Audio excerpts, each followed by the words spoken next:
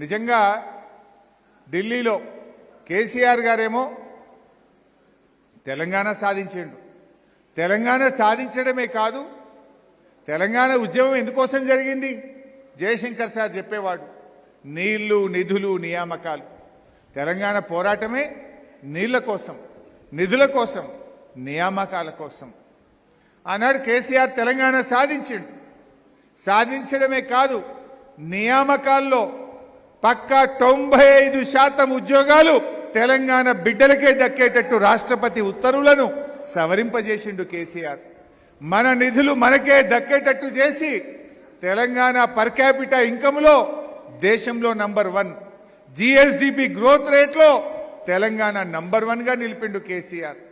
నీళ్లు, కృష్ణానది జలాలు మనకే దక్కాలని కృష్ణా ట్రిబ్యునల్ సెక్షన్ 3ని సాధించిండు కేసీఆర్. సెక్షన్ 3ని సాధించడమే కాదు, కొత్త ట్రిబ్యునల్ వేస్తే 20 ఏళ్లు పడుతుందని KWDT 2 tribunal, Krishna water dispute tribunal 2కు ఈ టీఓఆర్ని ఇచ్చేటట్టు చేసిండు కేసీఆర్.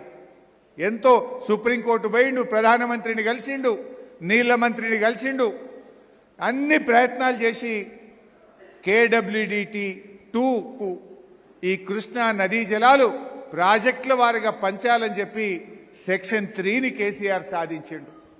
ఎందుకు ఈ ముచ్చట చెప్తున్నాను మీరు అనుకోవచ్చు.